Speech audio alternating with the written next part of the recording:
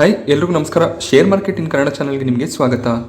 May 24ರ market ಅಪ್ಡೇಟ್ನ ನೋಡೋದಾದರೆ ಮಾರ್ಕೆಟಲ್ಲಿ ಇವತ್ತು ಕೂಡ ನಮಗೆ ಡೌನ್ ಸೈಡ್ ನೋಡೋದಕ್ಕೆ ಸಿಗ್ತಿದೆ. ಸೆನ್ಸೆಕ್ಸ್ನಲ್ಲಿ 236 ಪಾಯಿಂಟ್ಗಳ ಡೌನ್ ಸೈಡ್ ಇದೆ. ಹಾಗೆ ನಿಫ್ಟಿ ಕೂಡ 16,125ರ ಲೆವೆಲಲ್ಲಿ ಕ್ಲೋಸ್ ಆಗ್ತಿದೆ. ನಿಫ್ಟಿ 90 ಪಾಯಿಂಟ್ ಡೌನ್ ಸೈಡ್ನೊಂದಿಗೆ ಇವತ್ತು ಕ್ಲೋಸಿಂಗನ್ನು ಕೊಟ್ಟಿದೆ. ನಿಫ್ಟಿಗೆ 16,000 ಒಂದು ಕ್ರೂಷಿಯಲ್ ಸಪೋರ್ಟ್ ಆಗಿರುತ್ತೆ. ನಿಫ್ಟಿ ಅದರ ಮೇಲೆ ಟ್ರೇಡ್ ಆಗ್ತಿದ್ರೆ ಮುಂದೆ ಒಂದು ಪಾಸಿಟಿವ್ ಮೊಮೆಂಟಮ್ನ ಎಕ್ಸ್ಪೆಕ್ಟೇಷನ್ ಇರುತ್ತೆ. ಬ್ಯಾಂಕ್ ನಿಫ್ಟಿ ಇವತ್ತು ಪಾಸಿಟಿವ್ ಆಗಿ ಕ್ಲೋಸ್ ಆಗಿದೆ. 42 ಪಾಯಿಂಟ್ಗಳ ಅಪ್ಸೈಡ್ ನಮಗೆ ಬ್ಯಾಂಕ್ ನಿಫ್ಟಿಯಲ್ಲಿ ನೋಡೋದಕ್ಕೆ ಸಿಗ್ತಿದೆ. ಮೊಬಿಯಾಸ್ ಕ್ಯಾಪಿಟಲ್ನ ಫೌಂಡರ್ ಮಾರ್ಕ್ ಮೊಬಿಯಾಸ್ ನಮಗೆ ಮಾರ್ಕೆಟ್ನಲ್ಲಿ ಆಲ್ ಟೈಮ್ ಹೈಯಿಂದ 30% ಕರೆಕ್ಷನ್ ನೋಡೋದಕ್ಕೆ ಸಿಗ್ಬೋದು ಅಂತ ಪ್ರೆಡಿಕ್ಟ್ ಮಾಡಿದ್ದಾರೆ. ಆಲ್ರೆಡಿ ನಮಗೆ ಸೆನ್ಸೆಕ್ಸ್ ಮತ್ತು ನಿಫ್ಟಿ ಆಲ್ ಟೈಮ್ ಹೈಯಿಂದ 15% ಕರೆಕ್ಟ್ ಆಗಿದೆ. ಇನ್ನೂ ಕೂಡ 15% ಕರೆಕ್ಷನ್ ಬರ್ಬೋದು ಅನ್ನೋದು ಇವರ ಒಂದು ಅನಾಲಿಸಿಸ್ ಆಗಿದೆ. ಬಟ್ ಇಂಡಿಯನ್ ಮಾರ್ಕೆಟ್ಸ್ ಏನಿದೆ ಬೇರೆ ಮಾರ್ಕೆಟ್ಗಳಿಗೆ ಕಂಪೇರ್ ಮಾಡಿದಾಗ ಫಾಸ್ಟಾಗಿ ರಿಕವರ್ ಆಗುತ್ತೆ. ಆ ಒಂದು ಕಾರಣದಿಂದ ಫಂಡಮೆಂಟಲಿ ಸ್ಟ್ರಾಂಗ್ ಇರುವಂತಹ ಡೆಪ್ಟ್ ಕಮ್ಮಿ ಇರುವಂತಹ ಸ್ಟಾಕ್ಗಳನ್ನು ಪೋರ್ಟ್ಫೋಲಿಯೋದಲ್ಲಿ ಆ್ಯಡ್ ಮಾಡ್ಕೊಳ್ಳಿ. ನಿಮಗೆ ಮಾರ್ಕೆಟ್ನಲ್ಲಿ ರಿಕವರಿ ಬಂದಾಗ ಒಳ್ಳೆ ರಿಟರ್ನ್ಸ್ ಜನರೇಟ್ ಆಗುತ್ತೆ ಅನ್ನೋದು ಮಾರ್ಕ್ ಮೊಬಿಯಾಸ್ನ ಒಂದು ಅನಾಲಿಸಿಸ್ ಆಗಿದೆ. ಹಾಗೆ ನಿಫ್ಟಿಯ ಟಾಪ್ ಗೇನರ್ ಮತ್ತು ಟಾಪ್ ಲೂಸರ್ಸ್ ಅನ್ನು ಇವತ್ತು ಗಮನಿಸಿದಾಗ ಡಾಕ್ಟರ್ ರೆಡ್ಡಿಸ್ ಲ್ಯಾಬ್ 1.6% ಅಪ್ಸೈಡಲ್ಲಿ ಕ್ಲೋಸಿಂಗ್ ಅನ್ನು ಕೊಟ್ಟಿದೆ. ಬ್ಯಾಂಕಿಂಗ್ ಸೆಕ್ಟರ್ನ ಸ್ಟಾಕ್ಗಳಲ್ಲೂ ಕೂಡ ಒಳ್ಳೆ ಒಂದು ಪಾಸಿಟಿವ್ ಕ್ಲೋಸಿಂಗ್ ನೋಡೋದಕ್ಕೆ ಸಿಕ್ಕಿದೆ. ಕೋಟಕ್ ಮಹೀಂದ್ರ, HDFC ಹಾಗೆ HDFC ಬ್ಯಾಂಕ್ ಒಳ್ಳೆ ಒಂದು ಕ್ಲೋಸಿಂಗ್ ಅನ್ನು ಕೊಟ್ಟಿದೆ. ನೆಸ್ಲೆ ಕೂಡ ಇವತ್ತು ಪಾಸಿಟಿವ್ ಆಗಿ ಕ್ಲೋಸ್ ಆಗಿದೆ. ಟಾಪ್ ಲೂಸರ್ಸ್ ಇವತ್ತು ಗಮನಿಸಿದಾಗ ಡಿವಿಸ್ ಲ್ಯಾಬ್ನಲ್ಲಿ 6% ಡೌನ್ ಸೈಡ್ ಕಾಣಿಸ್ತಿದೆ. ಒಳ್ಳೆ ಒಂದು ರಿಸಲ್ಟನ್ನು ಡಿವಿಸ್ ಲ್ಯಾಬ್ ಡಿಕ್ಲೇರ್ ಮಾಡಿದ್ರು. ಬಟ್ 2 ದಿನದಲ್ಲಿ ನಮಗೆ ಆಲ್ಮೋಸ್ಟ್ 16% ಕರೆಕ್ಷನ್ ಡಿವಿಸ್ ಲ್ಯಾಬಲ್ಲಿ ನೋಡೋದಕ್ಕೆ ಸಿಗ್ತಿದೆ. ಟೆಕ್ ಮಹೀಂದ್ರ ಕೂಡ 4% ಡೌನ್ ಸೈಡ್ನೊಂದಿಗೆ ಕ್ಲೋಸಿಂಗ್ ಅನ್ನು ಕೊಟ್ಟಿದೆ. ಗ್ರಾಸಿಮ್, ಇಂಡಾಲ್ಕೋ, HUL ಕೂಡ 3% ಡೌನ್ ಸೈಡ್ನೊಂದಿಗೆ ಇವತ್ತು ಕ್ಲೋಸ್ ಆಗಿದೆ. ಝೊಮ್ಯಾಟೊ ಶೇರ್ಗಳಲ್ಲಿ ಇವತ್ತು 15% ಅಪ್ಸೈಡ್ ಒಂದೇ ದಿನ ನೋಡೋದಕ್ಕೆ ಸಿಗ್ತದೆ. ಝೊಮ್ಯಾಟೊ ತಮ್ಮ Q4 ರಿಸಲ್ಟನ್ನು ನಿನ್ನೆ ಡಿಕ್ಲೇರ್ ಮಾಡಿದ್ರು. ಇವರ ಲಾಸಸ್ ತುಂಬಾ ಜಾಸ್ತಿ ಆಗ್ತಿದೆ. 360 ಕೋಟಿ ಲಾಸನ್ನು ಈ ಒಂದು ಕ್ವಾರ್ಟರ್ನಲ್ಲಿ ಅವರು ಡಿಕ್ಲೇರ್ ಮಾಡಿದ್ದಾರೆ. ಕಳೆದ ವರ್ಷ 2021ರ ಮಾರ್ಚ್ನಲ್ಲಿ ಅವರ ಲಾಸ್ 135 ಕೋಟಿಯಷ್ಟು ಇತ್ತು. ನಮಗೆ ಆಲ್ಮೋಸ್ಟ್ ಇಲ್ಲಿ ಲಾಸ್ 3 ಟೈಮ್ ಜಾಸ್ತಿ ಆಗಿದೆ. ಬಟ್ ಇವರ ರೆವೆನ್ಯೂ ಏನಿದೆ ಅದು ಕಂಟಿನ್ಯೂಸ್ ಆಗಿ ಗ್ರೋ ಆಗ್ತಿದೆ. ರೆವೆನ್ಯೂ 75% ಗ್ರೋ ಆಗಿದೆ. ಬಟ್ ಲಾಸಸ್ ಮಾತ್ರ ಜಾಸ್ತಿ ಆಗ್ತಿದೆ. ಏನಕ್ಕೆ ಈ ರೀತಿ ಆಗ್ತಿದೆ ಅಂದರೆ ಇವರೇನು ರೆವೆನ್ಯೂ ಜನರೇಟ್ ಆಗುತ್ತೆ ಅದನ್ನು ಬೇರೆ ಬಿಸ್ನೆಸ್ಗಳಲ್ಲಿ ಇನ್ವೆಸ್ಟ್ ಮಾಡ್ತಾ ಹೋಗ್ತಾರೆ. ಆ ಒಂದು ಕಾರಣದಿಂದ ಇವರು ಲಾಸನ್ನು ಡಿಕ್ಲೇರ್ ಮಾಡ್ತಾರೆ. ಬ್ಲಿಂಕಿಟ್ ಅನ್ನುವಂಥ ಕಂಪನಿಯನ್ನು ಝೊಮ್ಯಾಟೊ ಕಂಪ್ಲೀಟಾಗಿ ಅಕ್ವೈರ್ ಮಾಡ್ತಿದ್ದಾರೆ. ಅಲ್ಲಿ ಕೂಡ ಅವರು ಅಮೌಂಟನ್ನು ಇನ್ವೆಸ್ಟ್ ಮಾಡ್ತಿರ್ತಾರೆ. ಆ ಒಂದು ಕಾರಣದಿಂದ ನಮಗೆ ಲಾಸಸ್ ಕಾಣಿಸುತ್ತೆ. ಝೊಮ್ಯಾಟೊ ಶೇರ್ಗಳಲ್ಲಿ ನೀವು ಇನ್ವೆಸ್ಟ್ಮೆಂಟ್ ಮಾಡ್ತಿದ್ದೀರಾ ಅಂದರೆ ಅಥವಾ ಆಲ್ರೆಡಿ ಇನ್ವೆಸ್ಟ್ ಮಾಡಿದ್ದೀರಾ ಅಂದರೆ ಲಾಂಗ್ ಟರ್ಮ್ ಪರ್ಸ್ಪೆಕ್ಟಿವ್ ಇರಬೇಕಾಗುತ್ತೆ. ಅಟ್ಲೀಸ್ಟ್ 2 ರಿಂದ 3 ವರ್ಷ ಸಮಯ ನೀವು ಝೊಮ್ಯಾಟೊಗೆ ಕೊಡಬೇಕಾಗುತ್ತೆ. ಹಾಗೆ ಬ್ರೋಕರೇಜ್ಗಳು ತಮ್ಮ ಒಂದು ಟಾರ್ಗೆಟನ್ನು ಕೂಡ ಇಲ್ಲಿ ಕೊಟ್ಟಿದ್ದಾರೆ. ಮಾರ್ಗನ್ ಸ್ಟ್ಯಾನ್ಲಿ 135ರ ಟಾರ್ಗೆಟ್ ಪ್ರೈಸನ್ನು ಫಿಕ್ಸ್ ಮಾಡ್ತಿದ್ದಾರೆ. ಹಾಗೆ UBS ಬ್ರೋಕರೇಜ್ ಕೂಡ ಅಷ್ಟೇ 130ರ ಒಂದು ಟಾರ್ಗೆಟ್ ಪ್ರೈಸನ್ನು ಇಲ್ಲಿ ಫಿಕ್ಸ್ ಮಾಡ್ತಿದ್ದಾರೆ. ಔಟ್ಲುಕ್ ತುಂಬಾ ಚೆನ್ನಾಗಿದೆ ಝೊಮ್ಯಾಟೊದಲ್ಲಿ. ಹಾಗೆ ಬ್ಲಿಂಕಿಟನ್ನು ಅವರು ಅಕ್ವೈರ್ ಮಾಡ್ತಿರೋದ್ರಿಂದ ಅದು ಕೂಡ ಪಾಸಿಟಿವ್ ಆಗಿರುತ್ತೆ ಅನ್ನೋದು ಇವರ ಒಂದು ವ್ಯೂ ಆಗಿದೆ. ಬ್ರೋಕರೇಜ್ಗಳು ಏನು ಟಾರ್ಗೆಟನ್ನು ಕೊಡ್ತಾರೆ ಅದು 1 ವರ್ಷದ ಟಾರ್ಗೆಟ್ ಆಗಿರುತ್ತೆ. LIC ತಮ್ಮ Q4 ರಿಸಲ್ಟನ್ನು ಮೇ 30ಕ್ಕೆ ಡಿಕ್ಲೇರ್ ಮಾಡ್ತಾರೆ. ಹಾಗೆ ಡಿವಿಡೆಂಡನ್ನು ಕೂಡ ಡಿಕ್ಲೇರ್ ಮಾಡ್ತೀವಿ ಅಂತ ಆಲ್ರೆಡಿ ಇವರು ಎಕ್ಸ್ಚೇಂಜಸ್ಗೆ ತಿಳಿಸಿದ್ದಾರೆ. ಒಳ್ಳೆ ಒಂದು ಡಿವಿಡೆಂಡ್ನ ಎಕ್ಸ್ಪೆಕ್ಟೇಷನ್ ಇರುತ್ತೆ. ಏನಕ್ಕೆಂದರೆ LIC ಶೇರ್ಗಳಲ್ಲಿ ತುಂಬಾ ಒಂದು ಫಾಲ್ ನೋಡೋದಕ್ಕೆ ಸಿಗ್ತದೆ. 949ರ ಇಶ್ಯೂ ಪ್ರೈಸನ್ನು LIC ಸೆಟ್ ಮಾಡಿದ್ರು. ಇಲ್ಲಿ ನಮಗೆ ಪ್ರೈಸ್ನಲ್ಲಿ ಆಲ್ಮೋಸ್ಟ್ 10% ಕರೆಕ್ಷನ್ ಕಾಣಿಸ್ತಿದೆ. ಒಳ್ಳೆ ಒಂದು ಡಿವಿಡೆಂಡ್ನ ಎಕ್ಸ್ಪೆಕ್ಟೇಷನ್ ಕೂಡ ಇರುತ್ತೆ. ಹಾಗೆ ಒಂದು ಪಾಸಿಟಿವ್ ರಿಸಲ್ಟ್ ಬಂದರೆ ಒಳ್ಳೆ ಮೊಮೆಂಟಮನ್ನು ಕೂಡ ಎಕ್ಸ್ಪೆಕ್ಟ್ ಮಾಡ್ಬೋದಾಗುತ್ತೆ. ಗ್ರಾಸಿಮ್ ಕೂಡ ತಮ್ಮ Q4 ರಿಸಲ್ಟನ್ನು ಡಿಕ್ಲೇರ್ ಮಾಡಿದ್ದಾರೆ. ಇವರ ಪ್ರಾಫಿಟ್ನಲ್ಲಿ ನಮಗೆ ಇಯರ್ ಆನ್ ಇಯರ್ 122% ಗ್ರೋತ್ ಕಾಣಿಸ್ತಿದೆ. ಈ ಒಂದು ಕ್ವಾರ್ಟರ್ನಲ್ಲಿ ಅವರು 1068 ಕೋಟಿ ಪ್ರಾಫಿಟನ್ನು ಡಿಕ್ಲೇರ್ ಮಾಡಿದ್ದಾರೆ. ಅದೇ ಮಾರ್ಚ್ 2021ರಲ್ಲಿ ಇವರ ಪ್ರಾಫಿಟ್ ನಮಗೆ 500 ಕೋಟಿಯಷ್ಟು ನೋಡೋದಕ್ಕೆ ಸಿಗ್ತಿದೆ. ಪ್ರಾಫಿಟ್ ಇಲ್ಲಿ 122% ಜಂಪ್ ಆಗಿದೆ. ಹಾಗೆ ರೆವೆನ್ಯೂನಲ್ಲೂ ಕೂಡ 45% ಗ್ರೋತ್ ನಮಗೆ ನೋಡೋದಕ್ಕೆ ಸಿಗ್ತಿದೆ. ಒಳ್ಳೆ ಒಂದು ರಿಸಲ್ಟ್ ನಮಗೆ ಗ್ರಾಸಿಮ್ನ ಕಡೆಯಿಂದ ನೋಡೋದಕ್ಕೆ ಸಿಗ್ತಿದೆ. ಹಾಗೆ ಕಂಪನಿಯಲ್ಲಿ ಡಿವಿಡೆಂಡನ್ನು ಕೂಡ ಡಿಕ್ಲೇರ್ ಮಾಡಿದ್ದಾರೆ. ₹5 ಡಿವಿಡೆಂಡ್ ಹಾಗೆ ₹5 ಸ್ಪೆಷಲ್ ಡಿವಿಡೆಂಡ್ ಕೂಡ ಇದೆ. ಟೋಟಲ್ ಆಗಿ ₹10 ಡಿವಿಡೆಂಡನ್ನು ಗ್ರಾಸಿಮ್ ಡಿಕ್ಲೇರ್ ಮಾಡಿದ್ದಾರೆ. ಈ ಒಂದು ಡಿವಿಡೆಂಡ್ಗೆ ಶೇರ್ ಹೋಲ್ಡರ್ಸ್ಗಳ ಅಪ್ರೂವಲ್ ಬೇಕಾಗುತ್ತೆ. ಶೇರ್ ಹೋಲ್ಡರ್ಸ್ಗಳ ಅಪ್ರೂವಲ್ ಸಿಕ್ಕಿದ ಮೇಲೆ ರೆಕಾರ್ಡ್ ಡೇಟನ್ನು ಫಿಕ್ಸ್ ಮಾಡಿ ಡಿವಿಡೆಂಡನ್ನು ಕ್ರೆಡಿಟ್ ಮಾಡ್ತಾರೆ. ಇವತ್ತು ನಮಗೆ ಗ್ರಾಸಿಮ್ನಲ್ಲಿ 4% ಡೌನ್ ಸೈಡ್ ಕಾಣಿಸ್ತಿದೆ. ಒಳ್ಳೆ ಒಂದು ರಿಸಲ್ಟ್ ಬಂದಿದೆ. ಮಾರ್ಕೆಟ್ ಅವರ್ಸ್ ಆದಮೇಲೆ ಬಂದಂತಹ ರಿಸಲ್ಟ್ ನೋಡಬೇಕಾಗುತ್ತೆ ನಾಳೆ ಗ್ರಾಸಿಮ್ ಯಾವ ರೀತಿ ಟ್ರೇಡ್ ಆಗುತ್ತೆ ಅಂತ. But loss making company Paytm, Zomato ಒಳ್ಳೆ ಒಂದು ಮೊಮೆಂಟಮನ್ನು ತೋರಿಸ್ತಿದೆ. ಒಳ್ಳೆ ಒಂದು ಪ್ರಾಫಿಟನ್ನು ಮಾಡಿರುವಂತಹ ಡಿವಿಸ್ ಲ್ಯಾಬ್ ಆಗಿರಲಿ, ಗ್ರಾಸಿಮ್ ಆಗಲಿ ನಮಗೆ ಡೌನ್ ಸೈಡಲ್ಲಿ ಟ್ರೇಡ್ ಆಗ್ತಿದೆ. ಒಂದು ಕಾರಣದಿಂದ ನಾವು ಮಾರ್ಕೆಟನ್ನು ಪ್ರೆಡಿಕ್ಟ್ ಮಾಡೋದು ಕಷ್ಟ ಆಗುತ್ತೆ. ಪ್ರಾಫಿಟ್ ಚೆನ್ನಾಗಿದೆ ಅಂತ ನಾವು ಅಂದ್ಕೊಂಡು ನೆಕ್ಸ್ಟ್ ದಿನ ಟ್ರೇಡಿಂಗನ್ನು ಮಾಡಿದಾಗ ಈ ರೀತಿ ಡೌನ್ ಸೈಡ್ಗಳು ಬರುವಂಥ ಸಾಧ್ಯತೆಗಳು ಇರುತ್ತೆ. ಆಪರೇಟರ್ಸ್ಗಳು ಕೂಡ ರಿಸಲ್ಟನ್ನು ಗಮನಿಸ್ತಾ ಇರ್ತಾರೆ. ಅವರು ಕೂಡ ನಾವು ಯಾವ ರೀತಿ ಟ್ರೇಡಿಂಗನ್ನು ಮಾಡ್ತೀವಿ ಅದಕ್ಕೆ ಆಪೋಸಿಟ್ ಡೈರೆಕ್ಷನಲ್ಲಿ ಟ್ರೇಡ್ ಮಾಡ್ತಾರೆ. ಡೆಲಿವರಿ ಇವತ್ತು ಮಾರ್ಕೆಟಲ್ಲಿ ಲಿಸ್ಟ್ ಆಗಿದೆ. 1.6% ಪ್ರೀಮಿಯಂನೊಂದಿಗೆ ಡೆಲಿವರಿ ಇವತ್ತು ಲಿಸ್ಟ್ ಆಗಿದೆ. ಕಂಪನಿ 487ರ ಇಶ್ಯೂ ಪ್ರೈಸನ್ನು ಸೆಟ್ ಮಾಡಿದ್ರು. ಡೆಲಿವರಿ 493 ಪ್ರೈಸಲ್ಲಿ ಲಿಸ್ಟ್ ಆಯಿತು. ಸೊ ಕ್ಲೋಸಿಂಗ್ ತುಂಬ ಚೆನ್ನಾಗಿ ಆಗಿದೆ. 536 ಪ್ರೈಸಲ್ಲಿ ಡೆಲಿವರಿ ಇವತ್ತು ಕ್ಲೋಸಿಂಗನ್ನು ಕೊಟ್ಟಿದೆ.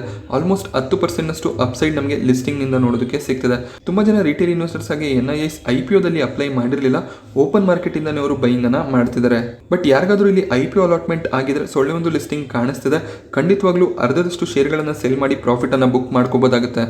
ವೀನಸ್ ಪೈಪ್ ಕೂಡ ಇವತ್ತು ಮಾರ್ಕೆಟಲ್ಲಿ ಲಿಸ್ಟ್ ಆಗಿದೆ. 3.5% ಪ್ರೀಮಿಯಂನೊಂದಿಗೆ ವೀನಸ್ ಪೈಪ್ ಲಿಸ್ಟ್ ಆಗಿದೆ. 326 ಇಶ್ಯೂ ಪ್ರೈಸ್ ಇತ್ತು. ಶೇರ್ 337ರಲ್ಲಿ ಲಿಸ್ಟ್ ಆಯಿತು. ಬಟ್ ನಾವು ನಿನ್ನೆ ಗ್ರೇ ಮಾರ್ಕೆಟ್ ಪ್ರೀಮಿಯಂ ಅಬ್ಸರ್ವ್ ಮಾಡಿದಾಗ 40ರಿಂದ 45 ಪ್ರೀಮಿಯಂ ಇತ್ತು. ಬಟ್ ಅಷ್ಟೊಂದು ಲಿಸ್ಟಿಂಗ್ ಗೇನ್ಸ್ ಇವತ್ತು ನೋಡೋದಕ್ಕೆ ಸಿಗಲಿಲ್ಲ. ಬಟ್ ಒಳ್ಳೆ ಒಂದು ಕ್ಲೋಸಿಂಗ್ ನಮಗೆ ವೀನಸ್ ಪೈಪಲ್ಲಿ ನೋಡೋದಕ್ಕೆ ಸಿಗ್ತದೆ. 354 ಪ್ರೈಸಲ್ಲಿ ವೀನಸ್ ಪೈಪ್ ಕ್ಲೋಸ್ ಆಗಿದೆ. ಸೊ ಈ ಸ್ಟಾಕ್ ಕೂಡ ಅಷ್ಟೇ ಲಾಂಗ್ ಟರ್ಮ್ಗೆ ಒಳ್ಳೆ ಒಂದು ಸ್ಟಾಕ್ ಆಗಿರುತ್ತೆ. ಐರನ್ ಮತ್ತು ಸ್ಟೀಲ್ ಪೈಪನ್ನು ಮ್ಯಾನುಫ್ಯಾಕ್ಚರ್ ಮಾಡುವಂಥ ಕಂಪನಿ. ಸೊ ಒಳ್ಳೆ ಒಂದು ಗ್ರೋತ್ ಪ್ರಾಸ್ಪೆಕ್ಟಿವ್ ಕೂಡ ಇರುತ್ತೆ. ಪಾರಾದೀಪ್ ಫಾಸ್ಫೇಟ್ನ IPO ಅಲಾಟ್ಮೆಂಟ್ ಸ್ಟೇಟಸ್ ಇವತ್ತು ಸಂಜೆ ಅಥವಾ ನಾಳೆ ಬೆಳಿಗ್ಗೆ ನಮಗೆ ನೋಡೋದಕ್ಕೆ ಸಿಗುತ್ತೆ. ಕೆಫಿನ್ ಟೆಕ್ ವೆಬ್ಸೈಟಲ್ಲಿ ನಾವು IPO ಅಲಾಟ್ಮೆಂಟನ್ನು ಚೆಕ್ ಮಾಡ್ಕೋಬೋದಾಗುತ್ತೆ. ಪಾರಾದೀಪ್ ಫಾಸ್ಫೇಟ್ನಲ್ಲಿ ಗ್ರೇ ಮಾರ್ಕೆಟ್ ಪ್ರೀಮಿಯಂ 50 ಪೈಸೆ ನಮಗೆ ನೋಡೋದಕ್ಕೆ ಸಿಗ್ತಿದೆ. ಶೇರ್ ಪ್ರೈಸ್ ಕೂಡ ಅಷ್ಟೇ 42 ಶೇರ್ ಪ್ರೈಸ್ ಇರೋದ್ರಿಂದ ಕಮ್ಮಿ ಪ್ರೀಮಿಯಂ ಕಾಣಿಸ್ತಿದೆ. ಬಟ್ ಸ್ಟಿಲ್ ನಮಗೆ ಪ್ರೀಮಿಯಂ ಕಾಣಿಸ್ತಿದೆ. 40ರಿಂದ 45 ರೂಪಾಯಿಯ ಲೆವೆಲಲ್ಲಿ ಪಾರಾದೀಪ್ ಫಾಸ್ಫೇಟ್ ಶುಕ್ರವಾರ ಲಿಸ್ಟ್ ಆಗುವಂಥ ಸಾಧ್ಯತೆ ಇದೆ. ಸೊ ಕೆಮಿಕಲ್ ಸೆಕ್ಟರ್ನ ಸ್ಟಾಕ್ ಆಗಿರುತ್ತೆ. ಒಳ್ಳೆ ಒಂದು ವ್ಯಾಲ್ಯೂಷನ್ ಒಂದಿಗೆ ಇವರು IPOನ ತಂದಿದ್ರು. ಲಾಂಗ್ ಟರ್ಮ್ಗೂ ಕೂಡ ಒಳ್ಳೆ ಒಂದು ಸ್ಟಾಕ್ ಆಗಿರುತ್ತೆ. ಈ ತೋಸಲ್ಲಿ ನಮಗೆ -5 ಒಂದು ಪ್ರೀಮಿಯಂ ಕಾಣಿಸ್ತಿದೆ. ನಿನ್ನೆ ನಮಗೆ ನೆಗೆಟಿವ್ ಪ್ರೀಮಿಯಂ ಇತ್ತು, -10 ಪ್ರೀಮಿಯಂ ಇತ್ತು. ಸೊ ಸ್ವಲ್ಪ ನಮಗೆ ರಿಕವರಿ ಆಗಿದೆ ಪ್ರೀಮಿಯಂನಲ್ಲಿ. ಬಟ್ ಸ್ಟಿಲ್ ಒಂದು ನೆಗೆಟಿವ್ ಅಥವಾ ಫ್ಲಾಟ್ ಲಿಸ್ಟಿಂಗ್ನ ಎಕ್ಸ್ಪೆಕ್ಟೇಷನ್ ಈ ತೋಸಲ್ಲಿ ಇರುತ್ತೆ. ಈ ತೋಸ್ನ ಅಲಾಟ್ಮೆಂಟ್ ಸ್ಟೇಟಸ್ ನಮಗೆ ನಾಳೆ ನೋಡೋದಕ್ಕೆ ಸಿಗ್ಬೋದು. ಈ ಮುದ್ರಾ ತನ್ನ 3ನೇ ದಿನದ ಸಬ್ಸ್ಕ್ರಿಪ್ಷನ್ ಅನ್ನು ಮುಗಿಸಿದೆ. ಟೋಟಲ್ ಆಗಿ ಇಶ್ಯೂ ನಮಗೆ 2.7 ಟೈಮ್ಗಳಷ್ಟು ಸಬ್ಸ್ಕ್ರೈಬ್ ಆಗಿದೆ. QIB ಕೊನೆ ದಿನ 4 ಟೈಮ್ ಸಬ್ಸ್ಕ್ರೈಬ್ ಆಗಿದ್ದಾರೆ. ರಿಟೇಲ್ ಕೂಡ ಇಲ್ಲಿ 2.6 ಟೈಮ್ನಷ್ಟು ಸಬ್ಸ್ಕ್ರಿಪ್ಷನ್ ಅನ್ನು ಮಾಡಿದ್ದಾರೆ. NII ಕ್ಯಾಟಗರಿಯಲ್ಲಿ 1.2 ಟೈಮ್ನಷ್ಟು ಸಬ್ಸ್ಕ್ರಿಪ್ಷನ್ ಕಾಣಿಸ್ತಿದೆ. ಈ ಮುದ್ರಾ ಕೂಡ ಅಷ್ಟೇ ಒಂದು ಮೊನೋಪೋಲಿ ಟೈಪ್ ಬಿಸ್ನೆಸ್ ಆಗಿರುತ್ತೆ. ಸೊ ಇವರ ಕಾಂಪಿಟೇಟರ್ಸ್ ಯಾರು ಮಾರ್ಕೆಟಲ್ಲಿ ಲಿಸ್ಟ್ ಆಗಿಲ್ಲ. ಬಟ್ ನಮಗೆ ಇಲ್ಲಿ ಯಾವುದೇ ರೀತಿಯ ಗ್ರೇ ಮಾರ್ಕೆಟ್ ಪ್ರೀಮಿಯಂ ಕಾಣಿಸ್ತಿಲ್ಲ. ಆ ಒಂದು ಕಾರಣದಿಂದ ಹೆಚ್ಚಿನ ಒಂದು ಸಬ್ಸ್ಕ್ರಿಪ್ಷನ್ ಬಂದಿಲ್ಲ. ಏತರ್ ಇಂಡಸ್ಟ್ರಿಯ IPO ಇವತ್ತು ಮಾರ್ಕೆಟಲ್ಲಿ ಲಾಂಚ್ ಆಗಿದೆ. ಮೊದಲನೇ ದಿನ ನಮಗೆ 0.3 ಟೈಮ್ನಷ್ಟು ಸಬ್ಸ್ಕ್ರಿಪ್ಷನ್ ಕಾಣಿಸ್ತಿದೆ. QIB ಇಲ್ಲಿ ಮೊದಲನೇ ದಿನನೇ ಎಂಟರ್ ಆಗಿದ್ದಾರೆ. QIB ಸೆಗ್ಮೆಂಟಲ್ಲಿ 0.3 ಟೈಮ್ನಷ್ಟು ಸಬ್ಸ್ಕ್ರಿಪ್ಷನ್ ಕಾಣಿಸ್ತಿದೆ. NII ಕೂಡ 0.05 ಟೈಮ್ ಸಬ್ಸ್ಕ್ರೈಬ್ ಆಗಿದ್ದಾರೆ. ರಿಟೇಲ್ ಕ್ಯಾಟಗರಿಯಲ್ಲಿ ಕೂಡ 0.4 ಟೈಮ್ IPO ಸಬ್ಸ್ಕ್ರೈಬ್ ಆಗಿದೆ. ಎಂಪ್ಲಾಯೀಸ್ ಕೂಡ ಅರ್ಧದಷ್ಟು ಸಬ್ಸ್ಕ್ರಿಪ್ಷನ್ ಅನ್ನು ಮಾಡಿದ್ದಾರೆ. ಇನ್ನೂ 2 ದಿನದ ಸಮಯ ಇರುತ್ತೆ. ಇವತ್ತು ನಮಗೆ 12 ರೂಪಾಯಿಯ ಪ್ರೀಮಿಯಂ ಕಾಣಿಸ್ತಿದೆ. ನಿನ್ನೆ ನಮಗೆ ಗ್ರೇ ಮಾರ್ಕೆಟ್ ಪ್ರೀಮಿಯಂ 21 ರೂಪಾಯಿ ಇತ್ತು. ಸೊ ಪ್ರೀಮಿಯಂನಲ್ಲಿ ನಮಗೆ ಸ್ವಲ್ಪ ಫಾಲ್ ಬರ್ತಿದೆ. ಸೊ ಕೊನೆ ದಿನ QIB ಯಾವ ರೀತಿ ಸಬ್ಸ್ಕ್ರಿಪ್ಷನ್ ಅನ್ನು ಮಾಡಿದರೆ ಅದರ ಬೇಸಿಸ್ ಮೇಲೆ ನಾವು ಡಿಸಿಷನ್ ಅನ್ನು ತಗೋಬೋದಾಗುತ್ತೆ. OYO 8430 ಕೋಟಿಯ IPOನ ತರ್ತೀವಿ ಅಂತ ಆಲ್ರೆಡಿ ಸೆಬಿಗೆ ಡ್ರಾಫ್ಟ್ ಪೇಪರ್ಸ್ ಅನ್ನು ಸಬ್ಮಿಟ್ ಮಾಡಿದ್ರು.